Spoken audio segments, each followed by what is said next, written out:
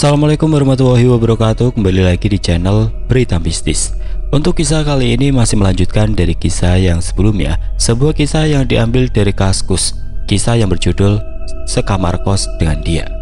Dan sebelum kita lanjut ke ceritanya, tekan dulu tombol like video ini. Dan jangan lupa tekan juga tombol subscribe channel ini.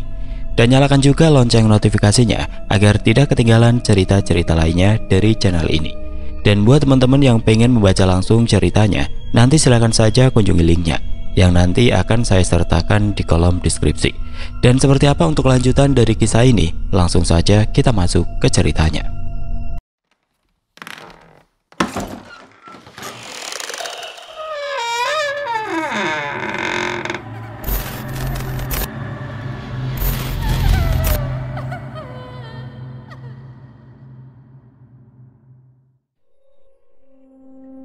Selang beberapa menit kemudian tiba-tiba tubuhku seperti ada yang menggoyangkanku. Yan, suara cewek yang menggoyangkan tubuhku. Perlahan aku membuka mataku dan kulihat sosok Sinta tengah duduk di sampingku, mengenakan gaun putih dan rambut panjang yang menyerupai sesuatu yang pernah kulihat. Sinta, loh, bukannya aku belum mengizinkan untuk bertatap muka di dunia nyata? Sinta hanya tersenyum dan kemudian dia berkata, coba lihat keluar kamarmu. Aku bangun dari posisi tidurku dan aku membuka pintu kamarku dengan Sinta yang mengikutiku dari belakang sambil tersenyum manis. Dan aku terkaget dengan apa yang aku lihat di luar kamarku. Bukan seperti di kos saat aku membuka pintu kamar, yang ada aku melihat tempat yang sangat indah. Di mana aku melihat ada rumput membentang luas, ada juga sebuah pohon rindang yang di bawahnya ada sebuah ayunan. Dan di sana juga terlihat taman bunga yang beraneka warna dihiasi air sungai yang jernih. Dan jika disusuri sumber air itu berasal dari air terjun yang indah. Kicauan burung membuat suasana di sana sangat tentram dan nyaman. Sinta, ini di mana? Bukannya aku belum tertidur tadi? Tadi aku hanya terbaring saja kan? Tanyaku kebingungan. Tidak Yan, tadi kamu sudah tertidur, tapi aku memanipulasi pikiranmu hingga kamu tidak tersadar. Maaf jika aku tidak meminta izin terlebih dulu. Jadi, ini di alam mimpi? Iya, tapi semua ini aku yang memproyeksikan. Jadi semua ini bukan ada di pikiranmu, tapi sengaja aku buat seperti ini. Ya sudah tak, aku tidak masalah dengan itu. Tapi pemandangan ini sangat indah, aku suka. Aku tahu kamu akan suka. Aku mengetahuinya saat aku mengantarmu menemui nenekmu. Tak, makasih udah mau menemaniku dan menjagaku di sini. Iya Yan, aku sengaja ingin berteman denganmu karena aku melihat ada sesuatu yang berbeda dari manusia yang lain. Memang apa yang membuatku berbeda dariku? Aku sama saja dengan yang lain. Tidak, aku merasakan ada yang berbeda dari yang lain. Aku merasa dirimu lebih bijaksana dibanding yang lain. Kamu ini bercanda saja Sinta. Mana ada aku seperti itu. Yang bisa menilai dirimu itu orang lain. Jadi jika bagimu itu biasa, tapi bagi orang lain itu berbeda. Apakah benar tak? Bisa aja kamu ini. Sinta meraih tanganku dan mengajakku untuk berjalan-jalan di padang rumput itu. Sambil ngobrol kita menikmati angin yang berhembus dan kita menuju ke tepian sungai yang jernih itu. Sesekali aku bermain air sambil menyipratkan ke arah Sinta. Dan kita saling bercanda di tepian sungai itu. Sinta duduk di tengah sungai dengan kuperhatikan dia sambil memainkan air. Tanpa sadar aku memandangi wajahnya. Terlihat sangat cantik dan anggun. Terpesona aku melihatnya sampai-sampai. Yan, Rian, halo, Sinta mencoba menyadarkan aku. Sinta, iya kenapa tak? Ngelamunin apa sih sampai dipanggil gak nyaut? Nggak apa-apa. Ada apa tak? Aku mau tanya sesuatu Yan. Apa tak? Tanyakan saja. Apakah kamu sudah mau menerima aku sebagai teman? Maksudku, apakah kamu sekarang menerima adanya aku, sosok yang seharusnya tidak ada di hidupmu? Sosok gaib kata orang bilang. Apakah kamu merasa terganggu atas adanya diriku saat ini? Sambil menunduk terlihat mukanya sedih. Sinta, coba lihat aku. Apa aku merasa terganggu dengan adanya dirimu? Apa aku merasa keberatan dengan adanya dirimu di hidupku? Lalu, apa kamu masih ragu denganku? Aku tidak akan menyakitimu Rian. Lihat, apakah selama kita kenal aku selalu menakuti dan mengganggumu? Ya, saat itu aku memang belum yakin atas dirimu. Aku tidak begitu mudah percaya dengan makhluk gaib. Soalnya sudah beberapa kali aku diganggu. Tapi aku tidak seperti itu, Rian. Kulihat mata Sinta mulai menitikkan air mata. Entah apakah makhluk seperti Sinta bisa menangis atau tidak. Jangan menangis. Dengarkan dulu perkataanku. Jangan menangis seperti itu. Aku sekarang mulai yakin dengan dirimu, Sinta. Kamu juga berbeda dengan makhluk gaib yang selalu aku temui. Kamu bukannya menggangguku, tapi kamu malah membantuku, menemaniku di saat aku sedang membutuhkan seseorang, menolongku saat aku diganggu atau dalam kesulitan. Lalu kenapa kamu masih belum mengizinkanku untuk berteman sepenuhnya? Yaitu kemarin, makanya dengerin dulu aku ngomong ya. Aku mulai yakin untuk menerimamu, menjadi teman sepenuhnya. Dan aku sangat merasa nyaman berteman denganmu. Aku mau mengizinkanmu untuk menampakkan wujudmu di duniaku. Tapi aku mohon, jangan kamu hadir dengan wujudmu yang saat itu. Aku tidak suka. Makanya aku menahanmu untuk tidak menampakkan wujudmu dulu. Dan aku mohon, kamu menampakkan diri dalam wujud seperti sekarang. Apakah itu benar, Yan? Aku diperbolehkan menampakkan wujudku. Iya, Yan, aku akan menampakkan wujud seperti saat ini kalau memang itu membuatmu nyaman. Wajah Sinta kembali tersenyum bahagia. Setelah aku tahu menanyakan tentang patung yang ada di lemariku. Oh ya Sinta, aku mau menanyakan patung yang ada di lemariku itu dari mana ya? Itu adalah rumahku. Aku tinggal di sana, tapi hanya orang tertentu yang aku izinkan untuk melihatnya. Lalu, apa aku salah satu orang itu? Memang apa bedanya? Ih, kamu itu, kan tadi sudah aku jelaskan, kamu beda dari yang lain. Di lain, kamu bijaksana. Aku juga merasakan kamu tidak akan memanfaatkanku seperti orang-orang yang dulu memanfaatkanku. Maksudnya memanfaatkanmu? Iya, aku dimanfaatkan untuk kepentingan mereka seperti pesugihan, mencelakai orang lain, dan lain-lain. Aku ini dulu tidak bebas, Yan. Aku terkait oleh sebuah perjanjian yang harus aku turuti, hingga akhirnya ada seseorang yang mau melepaskanku dari orang yang mengikatku itu. Lalu, jika aku melakukan hal yang sama, gimana tak? Apa kamu seperti itu? Sambil mengamati wajahku, Sinta mengatakan itu. Ah, muka kayak gini sih nggak mungkin. Orang diganggu sama setan rendahan aja mewek kok. Lanjut Sinta mengejekku. Benar juga ya. Tenang saja tak. Aku akan menjadi teman manusia terbaikmu. Terima kasih Yan. Aku merasa senang bisa berteman denganmu. Ditambah aku sudah boleh berjumpa di duniamu dengan menampakkan wujud. Setelah perbincangan itu, kita kembali bermain air dan bercanda di sana. Cukup lama kita bersenda gurau, hingga kembali Sinta mengatakan, "Sudah waktunya kamu bangun, Rian. Hampir waktu sholat." Sebentar lagi saja, Sinta. Aku masih suka dengan pemandangan di sini. Rian, sholat adalah kewajiban utama makhluknya. Kamu harus segera melaksanakannya. Iya deh, aku nurut. Nah gitu dong. Nanti kita berjumpa di duniamu. Seperti biasa, angin sejuk tiba-tiba menerpa wajahku hingga harus aku tutup mataku. Dan setelah angin itu berhenti dan kubuka mataku, aku sudah berada di kamarku lagi. Jam sudah menunjukkan 4 subuh. Azan sudah mulai terdengar dari masjid. Aku berjalan ke kamar mandi untuk berwudu dan segera kulaksanakan sholat subuh. Setelah selesai sholat karena masih terlalu pagi untuk mandi, aku berpikir untuk bersih-bersih kamar. Kusapu seluruh sudut kamar dan kuambil patung yang ada di lemariku, yang katanya Sinta itu adalah rumahnya. Dan aku pajang di meja komputerku. Tidak terasa aku keasikan beres-beres kamar hingga waktu sudah menunjukkan jam 6 pagi. Aku langsung mengambil handuk dan bergegas mandi, dan setelah itu aku berencana untuk mencari makan. Kebetulan jam kuliahku masuk siang. Langsung aku berjalan ke kamar mandi untuk membersihkan badanku. Saat proses aku mandi, tiba-tiba aku mencium wangi yang sudah aku kenal. Pikirku mungkin Sinta sedang menungguku di luar dan segera ingin bertemu denganku.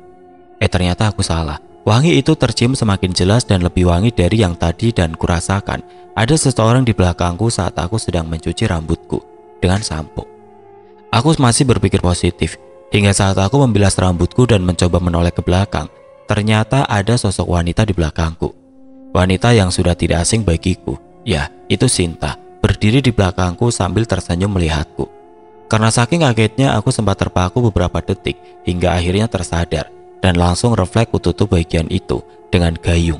Dan tanpa sadar aku berteriak keras. Sinta, keluar, aku lagi mandi. Entah kenapa dia tidak langsung pergi tapi tersenyum dan perlahan menghilang. Aku buru-buru menyelesaikan mandiku dan segera pergi ke kamar untuk memakai pakaian. Tapi saat aku membuka pintu kamar mandi, di sana sudah ada Bimo. "Ngopo Yan, kok tadi teriak?" Iya, Sinta itu siapa? Cewekmu ta?" "Ah, gak apa-apa Bim, ngelindur aku." "Siapa ya?" Sambil cengengesan aku langsung berjalan ke kamarku. Dan setelah sampai kamar, aku membuka pintu kamarku. Dan ternyata di sana Sinta sudah menungguku. Dia duduk di meja komputerku sambil tersenyum malu. Entah kenapa aku rasa dia sangat senang hari itu. Tapi kenapa juga dia tadi masuk kamar mandiku? Pikirku dalam hati.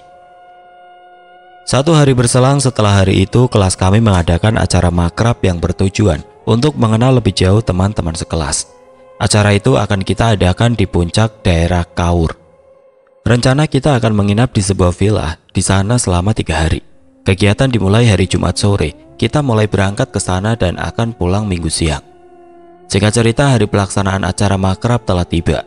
Kita janjian untuk ketemu di parkiran kampus supaya memudahkan mencari titik kumpul dan bisa berangkat bersama-sama.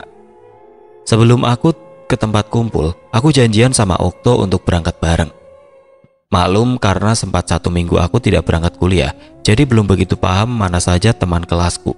Takutnya malah salah rombongan, soalnya yang akan mengadakan makrab bukan hanya kelasku saja. Aku menghubungi Okto lewat chat. "Ok, aku ke kontrakanmu dulu ya, berangkat bareng. Malu aku belum akrab sama yang lain." "Iya Yan, gak apa-apa. Sekarang langsung kesini aja, sambil kita siapin barang-barang yang kiranya perlu kita bawa." "Oke Ok, aku berangkat ke kontrakan sekarang ya." "Iya, aku langsung OTW ke situ." Setelah aku beres bersiap-siap dan bawaanku sudah aku masukkan ke tas, aku segera turun ke parkiran dan mengambil motor dan kemudian meluncur ke tempat Okto. Tapi belum itu, Sinta tiba-tiba muncul di gerbang kos dengan wajah sedikit manyun seakan sedang merajuk. Sinta, kenapa kok di sini? Nanti kalau ada yang lihat gimana?" "Gak akan ada yang bisa lihat kecuali kamu kok," sambil tetap manyun. "Oh ya, amanlah kalau gitu.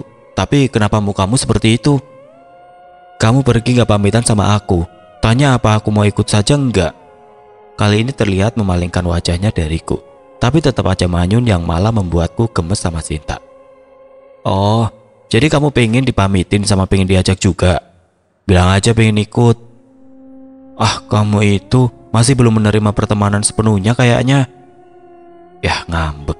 Ya maaf, saking semangatnya gak pengen telat sih. Gak enak kalau telat. Udah gak 1 minggu gak berangkat, giliran ikut malah telat. Kan malah ganggu mereka." "Oh iya, aku nggak tahu ya." Kali ini dia seperti anak kecil yang merajuk. "Ah, ya udah, kalau ngambek nggak jadi ku ajak." "Wah, beneran? Ayo berangkat." Sambil tersenyum riang seperti anak kecil. "Ya udah buruan naik motor." "Enggak, nanti aku mengikutimu saja dari belakang." "Oh iya, kamu bisa melayang dan bisa dengan cepat ngikutin aku ya." "Ya udah, aku berangkat dulu ya." Dan akhirnya aku mulai berangkat ke tempat Okto. Dan Sinta entah mengikuti dari mana, tapi saat kulihat spion dia sudah tidak nampak. Selang beberapa menit aku sudah sampai di depan kontrakan Okto. Sempat terlintas ingatan mengerikan yang menimpaku. Hawa yang tidak mengenakan sudah terasa dari luar rumah. Aku mengurungkan niat untuk masuk ke kontrakan itu. Lalu ku kirim pesan ke Okto untuk segera keluar. "Ok, aku udah di luar. Masuk aja Yan, aku di kamar." "Aku tunggu di luar aja nggak apa-apa." "Oh, ya udah tunggu bentar." Tidak cukup lama, Okto pun keluar dari kontrakan dan segera menghampiriku. "Maaf lama Yan, lagian kamu kenapa sih nggak mau masuk?" Gak apa-apa Ok, ayolah langsung aja ke parkiran kampus. Pakai motorku aja, biar nggak kebanyakan motor ntar di villa." "Oke dah, ntar bensin biar aku yang isi." "Alah, udah nggak usah mikirin bensin, masih full, tenang aja." Kita berdua langsung menuju ke parkiran kampus. Di sana sudah banyak teman-teman berkumpul. Kita akan berangkat ke villa sekitar jam 4 sore dan saat sampai di parkiran baru jam setengah 4 sore. Sambil menunggu beberapa teman yang belum datang, kita asik ngobrol dengan teman sekelas. Aku yang masih agak malu-malu karena belum begitu akrab, berusaha ikut berbaur dan menyatu dengan mereka. Waktu sudah menunjukkan jam 4 dan kita mulai perjalanan ke sana. Butuh cukup lama untuk mencapai villa itu karena lokasinya memang jauh dari kota. Setelah perjalanan kurang lebih 45 menit, akhirnya kita sampai di villa itu. Villa yang memiliki desain kuno ala bangunan Belanda, dengan tembok yang berhiaskan susunan batu dan cat warna putih, serta bentuk khas jendela tembok dulu.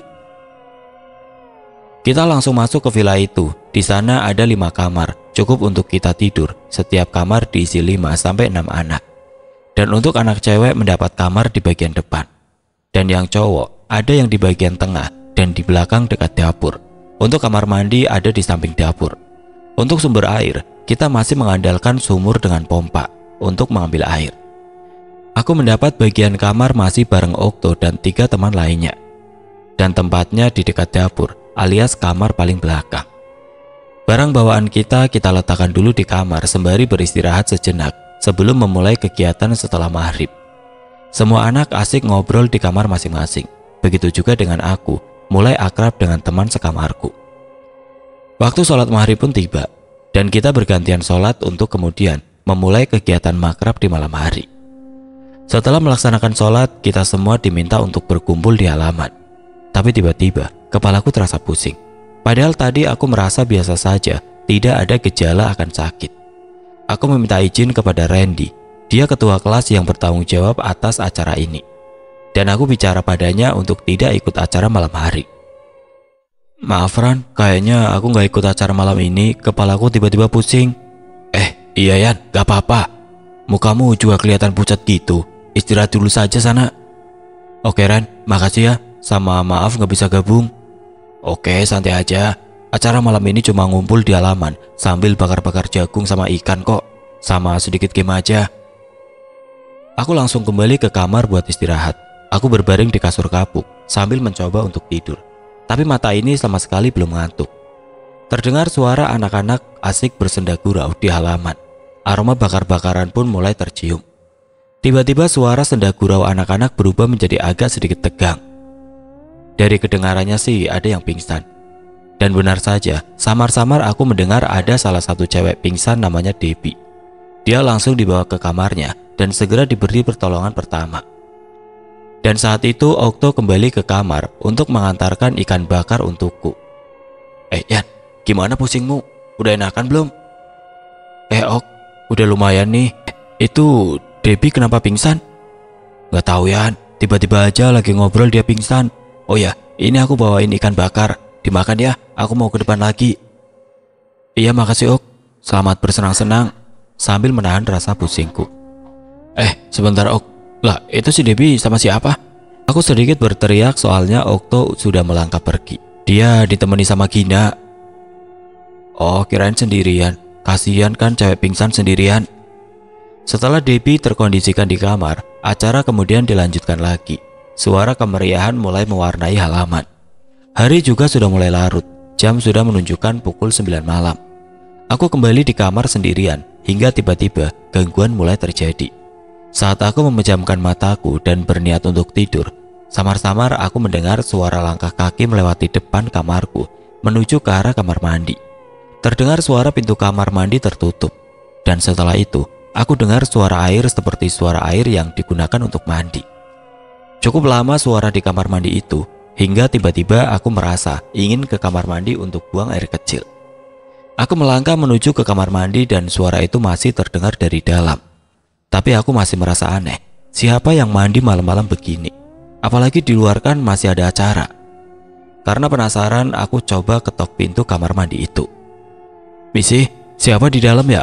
Masih lama nggak? Aku kebelet nih. Tapi tidak ada jawaban. Dan tiba-tiba suara dari dalam kamar mandi itu menghilang dan keadaan di sana hening, tidak ada suara. Lalu ku ketok lagi pintu itu. Udah selesai ya? Buruan, udah gak tahan nih. Lagi-lagi tidak ada jawaban. Karena masih penasaran, aku coba dorong pintu itu agar kebuka. Dan ternyata pintu tidak terkunci. Dan sedikit demi sedikit aku buka pintu itu. Setelah terbuka setengah, aku melihat sekelebat bayangan putih yang bergerak cepat ke atas menembus langit-langit. Pikirku pasti itu Sinta yang sengaja menggodaku. Kan dia tadi bilang kalau mau ikut. Aku cuek saja dan aku lanjutkan untuk melepas rasa yang tadi sudah tidak tertahankan. Dan setelah lega, aku langsung kembali ke kamar untuk istirahat lagi. Setelah sampai di kamar, aku kembali tiduran dan mencoba tidur.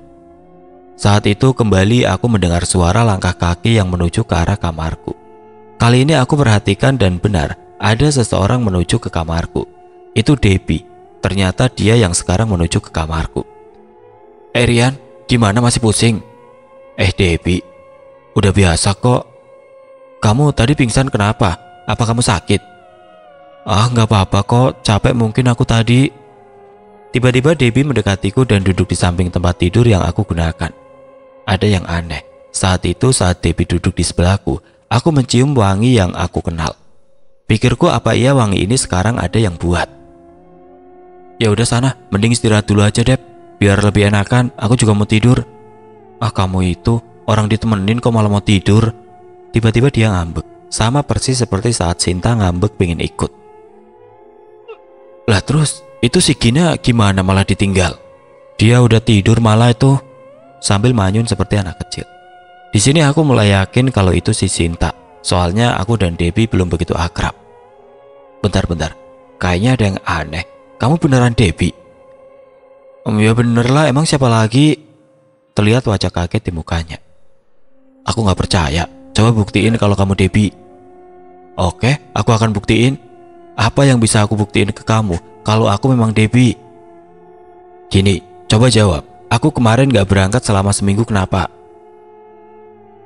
Oh, itu sih gampang. Kemarin kamu gak berangkat karena nenekmu meninggal, iya kan? Pinter banget kamu Sinta, kok bisa tahu sih? Oh iya, aku tidak pernah memberitahu teman lain kalau nenekku meninggal kecuali sama Okto. Dan dia juga sudah aku bilang supaya nggak ngasih tahu yang lain. Soalnya takutnya teman sekelas bisa datang ke rumah. Kan kasihan kalau jauh-jauh mereka datang. Itu sih pertanyaan gampang Rian. Nah kan kebongkar, kamu udah ketahuan kok. Debbie dan teman lain, nggak ada yang tahu kecuali Okto kalau nenekku meninggal. Aku beneran Debbie. Mana ada Debbie? Tadi aku bilang Sinta pinter. Kamu juga merespon kok. Sama satu lagi, tingkahmu ini sama wangimu ini, itu ciri khasmu. Gak bakal aku lupa. Ketahuan ya? Iyalah, tingkahmu itu gak akan ada yang nyamain tak. Iya deh ketahuan. Tapi tadi kamu tumben gak takut sama yang di kamar mandi itu. Biasanya langsung ngacir. Lah bukannya tadi itu kamu? Makanya aku biasa saja. Lah ya bukanlah, aku kan udah bilang gak mau ngusilin kamu atau nakut-nakutin kamu. Seketika bulu kuduku berdiri. Dan tiba-tiba ada temanku Angga lewat depan kamar dan melihatku sedang berbincang sama si Debbie yang lagi dirasuki sama Cinta. Kalian, tadi bilangnya sakit. Oh ternyata mau pacaran toh. Bilang sama yang lain Angga menggoda kita berdua. Yang dia tidak tahu Debbie sedang dirasuki Sinta dan kemudian lari ke halaman. Tuh kan kamu Sinta, kenapa nggak pakai wujudmu aja sih? Kan jadi gosip. Iya deh ya. Ya udah, aku balikin si Debbie dulu ya ke kamarnya. Sambil tersenyum dia berdiri dan melangkah keluar. Iya, tapi nanti kesini lagi ya, temenin aku, takutnya sosok tadi ganggu lebih jauh. Sinta yang berwujud Debbie langsung melangkah pergi mengembalikan badan Debbie ke kamarnya. Dan saat Sinta ke kamar Debbie, benar saja gangguan itu mulai muncul lagi. Dari pintu kamarku yang masih terbuka, aku melihat ada sosok kepala anak kecil yang mengintip dari sisi pintu. Anak kecil perempuan yang lucu sekitar umur 5 tahunan.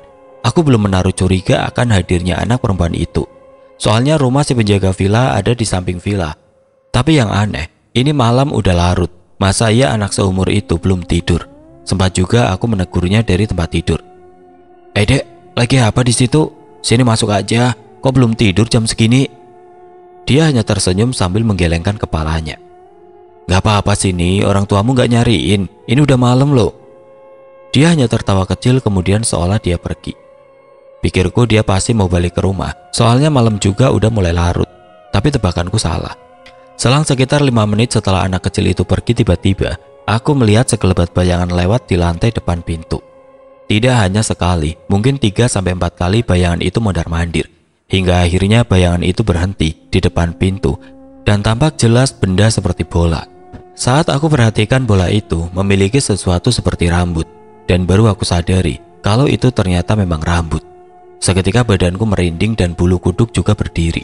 Benda itu sedikit demi sedikit bergerak memutar ke arahku, dan sedikit demi sedikit aku mulai melihat bagian yang tadi tertutup oleh rambut itu. Wajah seorang anak kecil yang aku lihat tadi.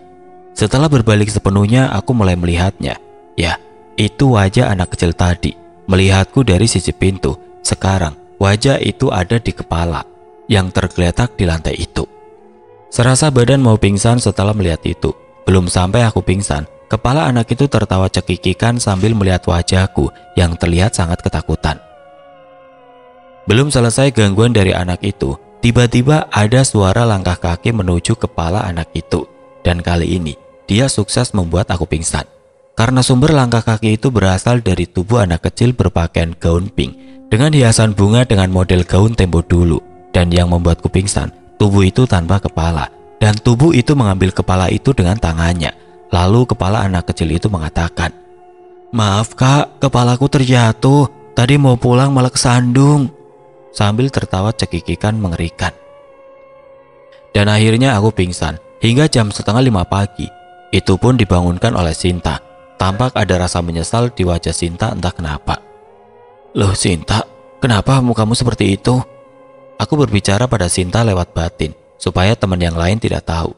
Kan mereka nggak bisa lihat Sinta. "Maaf Yan, tadi nggak membantumu sampai kamu pingsan begini." Lagi-lagi dia minta maaf. Batinku, makhluk seperti dia apa emang sering minta maaf? Apa cuma dia saja? "Kenapa minta maaf? Kan kamu nggak salah." "Aku sudah janji mau jaga kamu, tapi malah pas kamu digangguin, aku nggak ada di sisimu buat bantu kamu." Seketika aku teringat kejadian tadi malam dan kembali merinding. Ya, hantu anak kecil itu di mana tak? Apa masih di sekitar sini?" "Dia masih ada di sekitar sini kok, tapi sebenarnya dia nggak jahat. Dia cuma mau bermain sama kamu Rian. Yaitu mungkin cara dia bercanda. Lagian dia memang hantu anak kecil." "Kayak gitu bercanda? Gila aja, gak mau aku ketemu dia lagi. Bilangin ke dia supaya gak ganggu aku lagi." "Memang dia ganggu gimana sampai kamu ketakutan?" "Yaitu, masa kepala digelindingin di depan pintu sambil cekikikan." "Ah, masa sih? Apa seperti ini dia melakukannya?" Sinta mempraktekkan seperti yang hantu anak kecil itu lakukan. Kepalanya Sinta tiba-tiba copot dari badannya dan gelinding ke bawah. Dan tanpa sadar aku refleks menangkap kepala Sinta. Langsung aku lempar kepala Sinta yang entah kenapa saat aku lempar langsung kembali ke badannya. Kali ini aku gak pingsan, tapi Sinta sukses buat aku ngompol di celana. Tapi untung belum tembus ke kasur, jadi gak akan ketahuan. "Sinta, kamu ini bercandanya jelek nih. Lihat hasilnya, aku bocor." "Ih, cowok jorok. Ih, sana mandi. Bau tahu." Tertawa Sinta terasa puas. Sambil berjalan ke kamar mandi, aku ngedumel ke Sinta yang cuma dibalas dengan cekikikan si Sinta. Terpaksa aku harus mandi sekaligus mencuci celanaku. Setelah selesai mandi dan mencuci celana, aku kembali ke kamar. Di sana Okto dan yang lain masih tertidur. Aku lanjut untuk sholat subuh di musola yang ada di dalam villa. Saat berjalan ke sana, aku kembali diperlihatkan wujud anak kecil yang sukses membuatku pingsan tadi malam. Anak kecil itu melihatku dan tersenyum. Kali ini dia dalam keadaan full body. Semua komplit. Lalu dia berkata, "Maafin aku kak, aku gak berniat menakuti, aku hanya bercanda." Sambil mengatakan itu, dia berjalan mendekatiku sambil menjulurkan tangannya seperti anak kecil yang mau meminta maaf. Karena melihat wajahnya yang polos pun menghampirinya dan berniat menyalaminya juga. Tapi lagi-lagi dia bercanda. Kembali dia seolah tersandung dan kepala kecil itu kembali menggelinding menuju ke arahku. "Setan sialan, mau bikin aku sakit jantung apa ya?" Berniat ingin aku tendang kepala yang menggelinding ke arahku itu, tapi tiba-tiba Sinta datang. "Tunggu Rian, jangan ditendang. Ingat, dia cuma bercanda." "Bercanda sih bercanda tak, tapi gak gini juga, aku mau sholat malah digangguin." Saat aku sedang ngobrol sama Sinta, setan kecil itu pun pergi sambil cekikikan. Maklum saja dia itu setan kecil yang jahil. Ya, sama kayak anak kecil kan suka jahil juga. Setelah diredam emosiku sama si Sinta, aku langsung menjalankan sholat subuhku. Setelah selesai, aku kembali ke kamar dan hampir semua anak sudah bangun. Setelah semua bangun dan kita pun berkumpul di halaman jam 7 untuk sarapan. Nah, mulai dari sini gosip yang terjadi pada aku karena kelakuan Sinta yang merasuki Debbie. Aku jadi dipasangkan sama Debbie. Jelas Debbie merasa bingung dengan yang dibicarakan teman-teman. "Ini ada apa sih Yan? Kok semua pada ngeledekin kita? Nggak tahu juga, Dep. Aku kan tadi malam juga nggak enak badan. Sengaja aku tidak memberitahunya. Apa karena itu jadi mereka ngeledekin kita? Dasar orang nggak tahu rasanya sakit. Sambil manyun dia mengatakan itu, dan tampangnya sangat mirip saat dirasuki Sinta. Sampai terfikir kali itu Sinta. Jangan asal masuk ke tubuh orang, Sinta. Aku memperingati dia lirik. Hah? Sinta? Siapa itu, Yan? Cewekmu ya? Jawab Debbie kebingungan. Udah sana pergi, jangan gangguin Debbie. Yan, kamu ngomong sama siapa sih? Emang yang namanya Sinta itu di mana? Emang dia gangguin aku gimana? Muka Debbie terlihat panik sambil lihat kanan kiri. Asem, jangan-jangan dia beneran Debbie, bukan lagi dirasukin. Lalu aku lihat sekelilingku dan aku melihat pohon besar yang ternyata Sinta lagi duduk di sana memperhatikanku sambil tersenyum. Enggak, Dep, bercanda. Ah, kamu ini, Yan, ada-ada aja. Aku kira kamu bisa ngelihat sesuatu. Udah bikin panik aku aja. Mukanya tampak lega. Setelah itu kita makan bersama dengan yang lain. Untuk setelah itu kita akan mengadakan jalan santai. Terus kita akan berjalan-jalan ke sebuah danau untuk melakukan game di sana. Setelah makan pagi dan jalan santai, kita langsung menuju ke sebuah danau yang letaknya tidak jauh dari villa kita menginap. Kita jalan ke danau itu dengan berpasangan, dan kalian tahu sendiri, karena gosip tadi malam aku kembali dipasangkan oleh si Debbie. Dan Sinta mengikuti di sampingku. Tidak ada yang menyadari adanya Sinta kecuali aku. Tibalah kita di danau itu. Saat akan memasuki wilayah danau itu, aku merasakan ada hal yang aneh. Tubuhku merasa berat dan hawa negatif mulai aku rasakan. Sinta pun merasakan hal yang sama. Dia merasa hawa yang kuat di sana. Rian, kamu nanti di sana hati-hati ya. Jauhi air danau itu. Sepertinya hawa aneh ini sumbernya dari sana. Kamu juga merasakan tak? Baiklah, aku akan hindari itu. Tanpa sadar aku menjawab pertanyaan itu sambil bersuara. Dan tentunya Debbie mendengar itu. Kamu itu sebenarnya ngomong sama siapa sih, Yan? Dari tadi aku dengar kamu nyebut nama Sinta-Sinta. Emang siapa dia? Bukan siapa-siapa kok, Dep. Atau dia itu pacar kamu? Dari tadi disebut-sebut. Syukurin, makanya kalau mau jawab lihat sekeliling dulu. Sinta nyaut dari samping. Dasar kamu ini tak. Jawabku dari batin. Tapi aku merasa ada yang mengikutimu, Yan, sejak awal aku ngeliat kamu. Perasaanmu aja kali, Dep. Jawabku mengelak. Soalnya gini, Yan, kata bapakku, aku memang tidak bisa melihat yang begituan, tapi aku bisa merasakan kehadiran mereka. Masa sih? Jadi kamu merasakan ada yang ngikutin aku? Iya, apa Sinta itu dia, Yan? Sosok yang ngikutin kamu? Atau Sinta itu makhluk pendampingmu? Kamu ini ada-ada saja. Enggak lah, kita... Kita? Jadi bener ya, sosok yang ngikutimu itu Sinta namanya? Enggak, Dep, aku asal ngomong aja kok. Kita tetap ngobrol kesana kemari, tapi aku belum mengaku sama Debbie. Akhirnya kita sampai di lokasi. Kita memilih tempat di pinggir danau yang sebelahnya ada gazebo kecil. Tiba-tiba Debbie merasakan ada sesuatu yang kuat dari danau itu. Yan, aku merasakan ada sesuatu yang kuat dari danau itu. Aku yakin kamu bisa ngelihat yang seperti itu. Meski kamu belum mengaku, coba kamu lihat baik-baik. Di arah danau ada apa? Debbie memintaku. Entah kenapa aku juga merasakan hal itu, dan mataku mulai menyusuri danau itu. Dan benar saja, di sana ada sosok kakek-kakek yang berdiri di air, sedang memperhatikan kedatangan kita. Dari wajahnya tidak ada kesan menyeramkan, hanya wajah ramah yang terpampang di wajahnya. Tapi dengan wajah yang ramah itu membuatku curiga. Apakah dia sosok baik atau dia menyembunyikan sesuatu di balik wajah ramahnya? Dep, kali ini jujur ke kamu ya. Tapi kamu jangan bilang yang lain. Aku memang bisa lihat yang gitu. Di sana ada sosok kakek di danau. Ya walau ramah sih mukanya, tapi kita nggak boleh asal. Apa yang kita rasa, dia sepertinya sosok yang kuat di sini. Nah, akhirnya kamu ngaku. Iya, tenang aja. Tapi paling harus peringatkan yang lain buat jaga sikap. Kamu saja yang bilang, Dep. Kamu kan udah akrab sama yang lain. Aku masih minder. Kamu itu. Ya deh. Sengaja memang aku nyuruh si Debbie buat ngomong. Di lain dia sudah akrab. Teman yang lain juga tahu kalau dia bisa merasakan. Setelah Debbie menyampaikan ke teman yang lain, mereka pun memahami dan sebisa mungkin mereka akan menjaga sikap. Acara mulai dilaksanakan. Di sana kita main game seperti perayaan 17-an. Banyak permainan dan lomba kita lakukan di sana. Sosok kakek-kakek yang tadi memperhatikan kita sudah tidak terlihat lagi dan hawa negatif itu sudah hilang.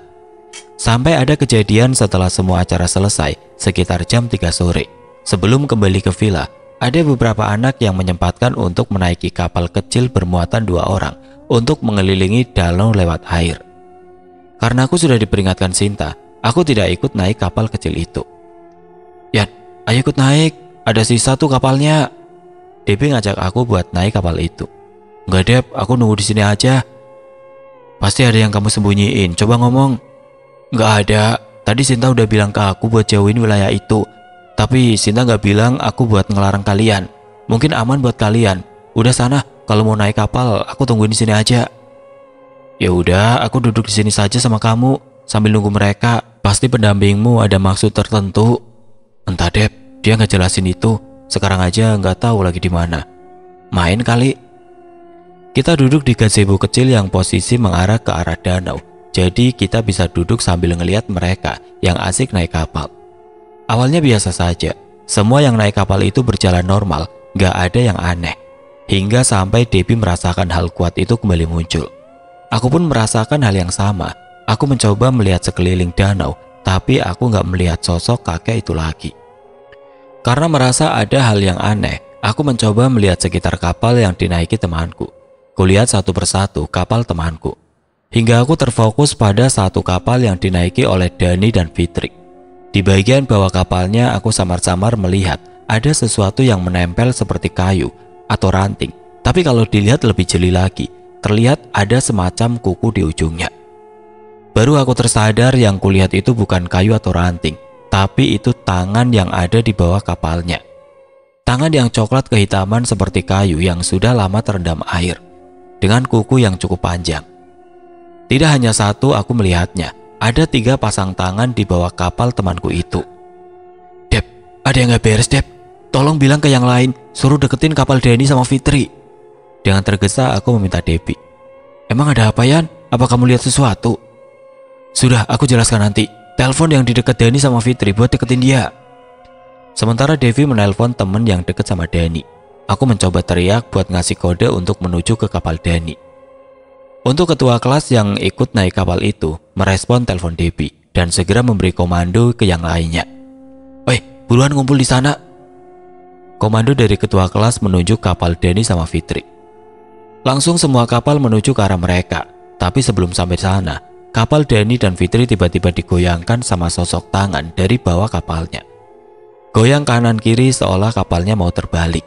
Melihat kejadian itu, semua teman yang ada di kapal langsung merespon dan mempercepat laju kapal ke arah Dani dan Fitri. Sementara aku mencoba memanggil Sinta. "Iya Rian, aku tahu maksudmu memanggilku, tapi aku tidak bisa menolong mereka." Sinta muncul di sebelahku. "Kenapa tak? Setidaknya coba kamu tanyakan sebentar pada mereka. Kenapa mereka mengganggu Dani dan Fitri?" Kurasa mereka melakukan kegiatan di kapal itu yang membuat penunggu di sana terganggu. "Cobalah Sinta, setidaknya kita ada usaha." Tiba-tiba Sinta menghilang dari pandanganku. Kapal Dani dan Fitri semakin miring digoyangkan oleh makhluk itu. Kapal teman hampir sampai di dekat mereka. Terdengar suara Dani dan Fitri yang ketakutan. Dan akhirnya tepat sebelum kapal Dani dan Fitri terbalik, 2 kapal teman kami berhasil meraih Dani dan Fitri, kemudian langsung dibawa ke pinggir danau. Terlihat wajah Dani dan Fitri pucat karena ketakutan. Fitri yang gak henti-hentinya menangis karena masih dalam keadaan takut, sedangkan Dani hanya terdiam sambil mengatur nafas. Setelah itu Sinta pun datang kembali. "Masih untung mereka dapat selamat Yan. Penguasa di sini masih mengampuni mereka." "Memang apa yang membuatnya diusili sampai seperti itu?" "Tadi aku mencoba berbicara pada kakek yang kamu lihat itu. Ternyata mereka melakukan hal yang tidak senonoh waktu di kapal tadi. Kakek itu bisa dibilang dia yang mengamankan danau ini." "Oh gitu. Terus apa yang akan terjadi kalau dia tidak diberi kesempatan?" "Ya paling cuma tenggelam dan baru ditemukan besok." Yang bener aja, mati dong." Pikirku enteng banget dia ngomong gitu. "Ya emang gitu Rian, penunggu sini gak suka tempat mereka dibuat untuk maksiat." Kemudian sosok kakek itu pun kembali terlihat di pinggir danau. Tapi kali ini dia menampakkan wajah marah, seolah ingin mengusir kita dari wilayahnya. Kemudian aku menyarankan untuk segera kembali ke villa, dan yang lain pun menyetujui. Kita bergegas meninggalkan area danau itu dan berjalan pulang ke villa. Sesampainya di depan villa sekitar jam 5, teman-teman yang lain langsung masuk ke villa untuk mengantar Dani dan Fitri beristirahat. Aku tidak langsung masuk ke villa. Aku sempat melihat ada bayangan hitam besar berlalu cepat menuju belakang villa.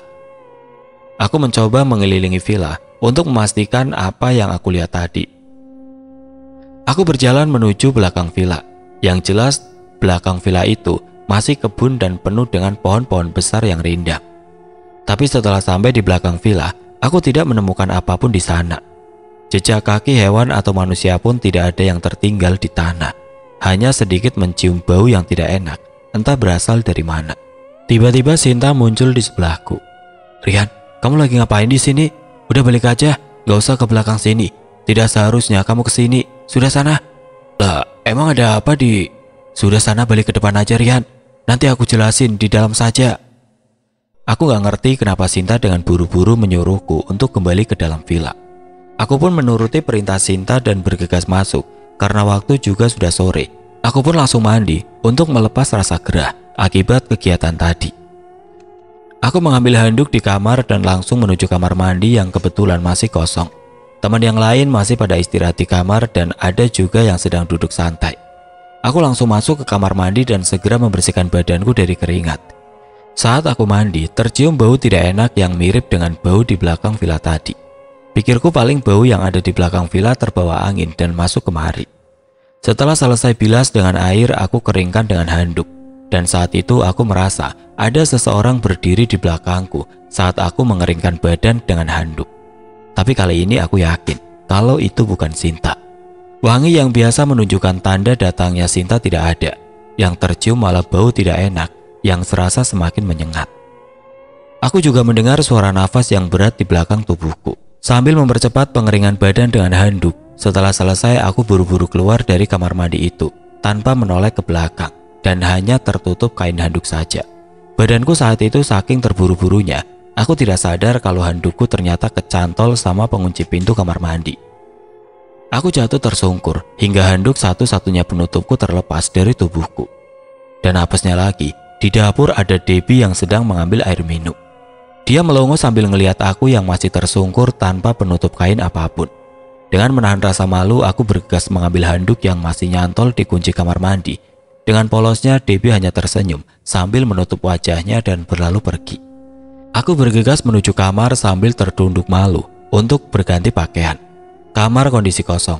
Aku kunci dari dalam dan segera berganti baju. Setelah selesai berganti pakaian, lalu aku panggil Sinta dan dia langsung mewujudkan dirinya di depanku. "Tak, aku mau tanya sesuatu tentang Tat." "Iya, aku sudah tahu kok. Kamu mau tanya apa? Pasti yang di belakang villa sama yang berdiri di belakangmu tadi saat di kamar mandi kan?" "Iya, memang apa yang tadi menggangguku saat aku sedang mandi?" "Aku sih mau kasih tahu. Tapi, apa kamu nanti berani untuk pergi ke belakang sendiri waktu malam?" "Udah cerita aja gak apa-apa Tak. Aku gak akan takut kok." Terpaksa bohong biar Sinta mau ngomong. "Ya udah, sosok yang mengganggumu tadi adalah..." Oke teman-teman, sampai di sini dulu ceritanya. Nantikan kelanjutan kisah ini di video berikutnya. Agar tidak ketinggalan, klik tombol subscribe channel ini dan nyalakan lonceng notifikasinya. Wassalamualaikum warahmatullahi wabarakatuh.